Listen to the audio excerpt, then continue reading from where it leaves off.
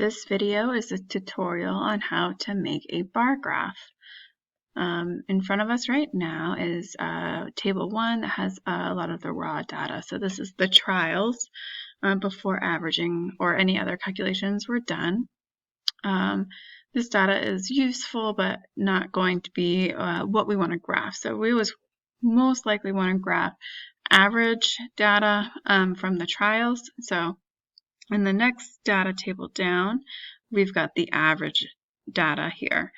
So if we wanted to graph maybe the average distance from the target, the force of gravity, and the force of air resistance, so those 3 columns, I would want to cut and paste those 3 columns into a Google Sheets. We also want to make sure we remember that these numbers are corresponding to a specific group. So we also want to make sure we label each pieces of data according to the group. So there's 2 ways to do that, which I've set up in a Google Sheets document. So I've set this up 2 ways. One, on column A, I've got the group numbers, and then so those would be our x-axis categories, and then we have 3 different series of information. So series 1 would be the distance from target, and then 2 would be gravity, and 3 would be air resistance. If we did it the other way and we wanted to look at all of the groups distance from targets together, we would have our x-axis have the target distance, the force of gravity, and force of air resistance at the bottom, and then each color bar would represent a group. So group 1, group 2, group 3, group 4. So I'm going to show you both ways. If we want to not have the chart have kind of pre-inputted data, trying to click far away from your data sometimes helps, but if we go to insert chart, and hopefully this will not, so we'll automatically have this thing called no data. And for this purpose, I'm just going to shift this out of the way. So we're going to use this chunk of data first. I'm just going to shift the graph out of the way so I can access all of those points. Okay. And so I want a column chart, so that's already picked for me, but there's a pull down menu here. So you can do column, the bar graphs go the other way, but they're kind of interchangeable.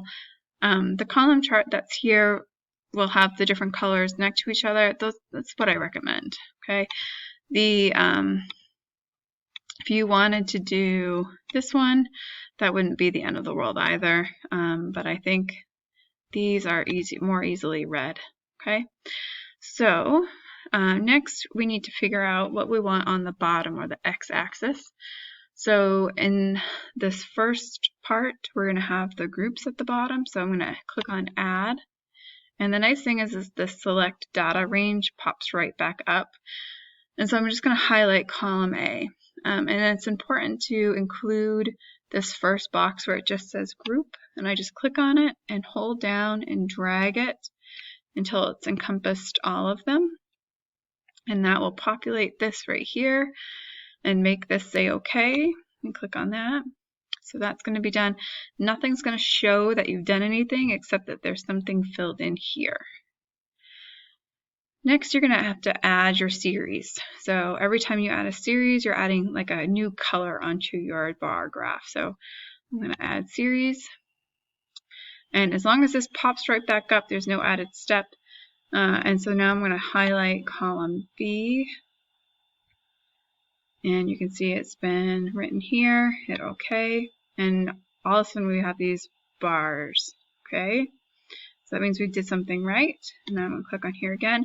Now if this happens, where it has this little search bar, that wants you to start typing things in manually. If you click this little grid right here, it brings this data range, selected data range back up, and I find that it's easier. And then so that brought up the red. And then our last series, again, we have to click on the little graphy thing. And then the last column there, hit OK. All right, so now we can move this over, click on it, and then you can drag it over so you can see it better. Okay, so one thing you can notice is that the blue lines are much bigger than the other two lines, and the blue lines are actually measured in meters, whereas the red and orangey lines are measured in newtons. So we do want to change that. So, and we also need to add the title, and we actually need to label each axis as well. So the first thing we're going to do is actually fix the series. So on the series tab here, you're going to do the pull down menu, and instead of apply to all series, okay, we're going to pick the distance from target, and we're going to change the left from the left axis over to the right. Okay, so now it allows the other two colors to be longer and more visible.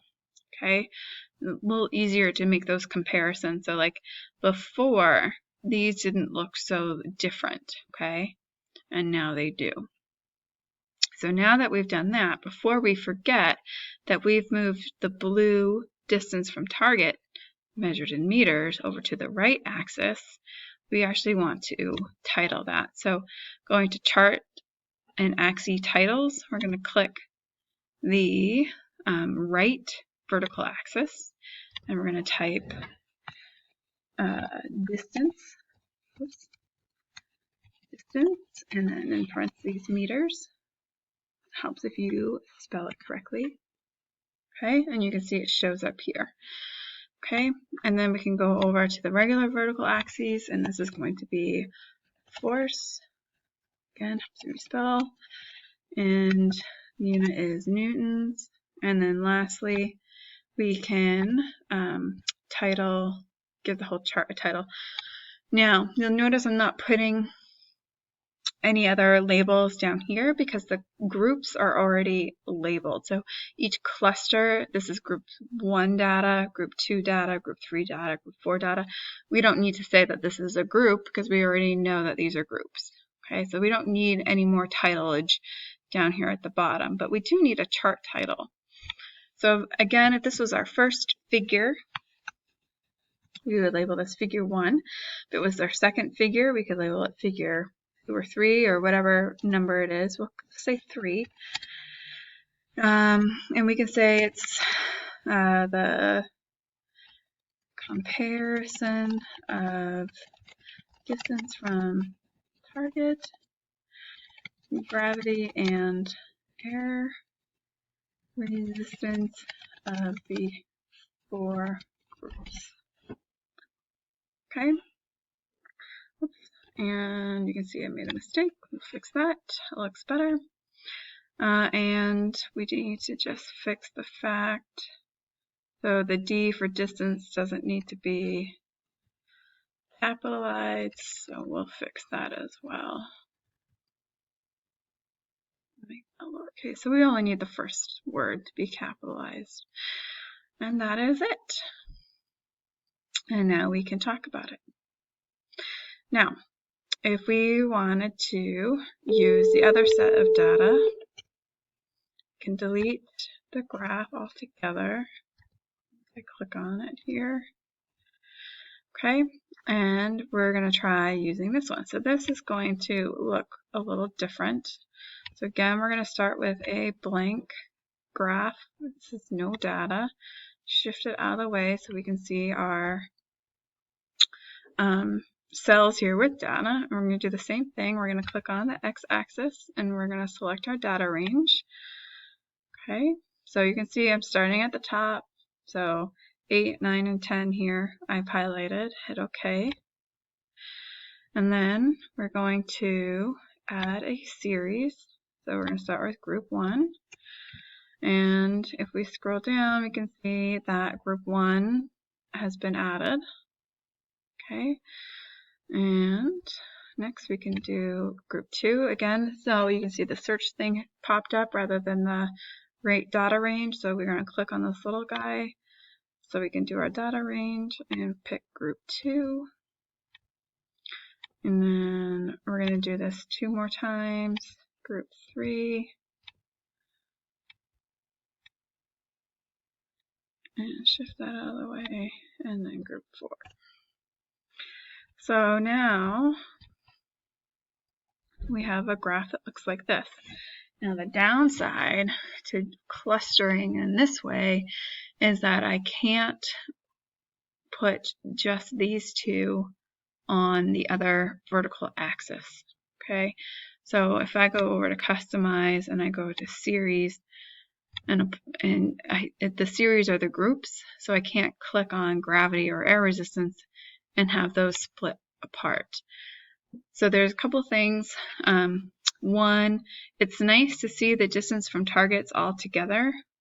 Okay, a little bit easier to recognize that group 4 was significantly closer to the target compared to the other 3.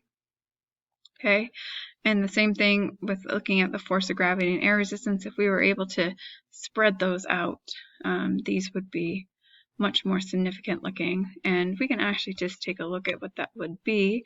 If I come over here and change this, and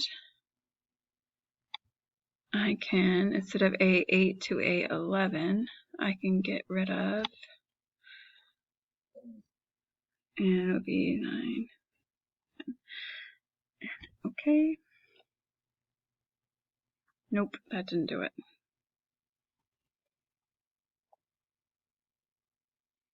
I would have to redo all of this to show you that. But I wonder, might be able to just delete that. There we go. If I just deleted that line, now you can see a little bit better how those other forces compare. So as you're picking which data to compare in a bar graph, it's important to think about units and the size of the numbers. And that is bar graphs.